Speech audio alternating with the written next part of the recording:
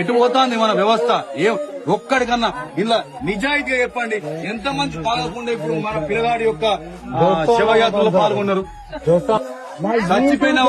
చచ్చిపోయిన పిల్లగాళ్ళు మన దోస్తులైతే, చచ్చిపోయిన పిల్లగాళ్ళు మన అన్నదమ్ములైతే, నిజంగా మనకు రేషం పౌరుషం ఉంటే, వాళ్ళ మీద ప్రేమ అభిమానం మనకు ఉంటే, వీళ్ళ సావైనా మనల్ని మార్చాలి. పొద్దుగాల 6 గంటలకు పోతారు, సత్తి పెట్టుకొని వేసుకొని సాయంత్రం 8 గంటలకు అక్కడ పొలంలో పూజకుంటున్నాం మా పిల్లల కొరకు మా కడుపు కొరకు అని పోతారా. మేము తాగి ఇట్లా రోడ్ల పాటు మాకు ఇట్లా బాగా తీసుకోవాలి. మీ కొరకు మేము బతకన్నాం, మీ కొరకు మేము చావాలి. ఏం చేస్తాను, ఎటు పోతాను, మనం ఎటు అవుతాంది. ఈ రోజు ఏమైంది, దీనికి కారణం ఏంది అందరికీ తెలుసు.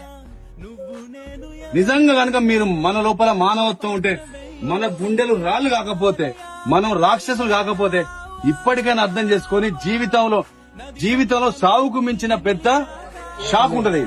గంజాయి లాంటి పట్టుకొచ్చి ఇస్తా అంటే మనం దొరకట్లేదు. నడిపోట్లో కలుగుదాం, ఆగుదాం, మార్చుకుందాం. జీవితం మళ్ళా రాదు. జీవితం మళ్ళా రాదు. మన ఊరి పిల్లగాడు నిన్నటి దాకా మనతో ఈ టైం బతికున్నాడు, మన మధ్యలో. ఇవాళ మన దగ్గర 2 పిల్లలు లేరు. అరే అని చెప్పి బుధమి చేసుకుంటూ రోజు కలిసి చదువుకున్నాం, కలిసి తిరిగినాం. ఇవాళ మనిషి వేయండి. తల్లిని నేను కష్టపడి 500,000 రూపాయలు నేను కూలి కైకిలు చేసుకొచ్చుకొని మీకు తిండి పెడితే మీరు మాకు కడుపు కోత మిగులుస్తానంటారు. మీ అందరు కొడుకులు తనకు పుట్టినా తాగుడే, సచ్చినా తాగుడే, ఎవడో గెలిచినా తాగుడే, ఎవడో ఓడిపోతే తాగుడే, ఎటు చేసి తాగుడు. దాని తోడు గంజాయిలు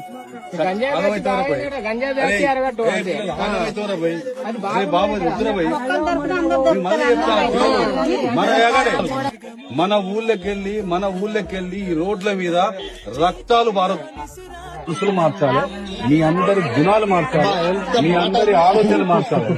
ఇవాళ మీరందరూ ఆయన కొడుకులు కావాలి. అప్పుడే నిజంగా మీ దోస్తుకి ఇచ్చిన మీరు నివాళి, నిజమైన నివాళి మీ దోస్తుకి ఇచ్చేందంటే, తండ్రి కొడుకును కొడుకున్న తండ్రికి మేమందరం బాబు మీ కొడుకులమే. మీకు నిజం చెప్తున్నా, పిల్లలు, నేను శనిగరం బిడ్డని, నేను చెప్తానా, మీకు రేషం పౌరుషం ఇంత అంత ఉంటే, మన అవ్వలు చెప్తున్నా ముచ్చట్టు, మన దోస్తు సాక్షిగా బంద్ చేయాలి. అదే పద్ధతి బంద్ చేసి ఆ దోస్తే మనల్ని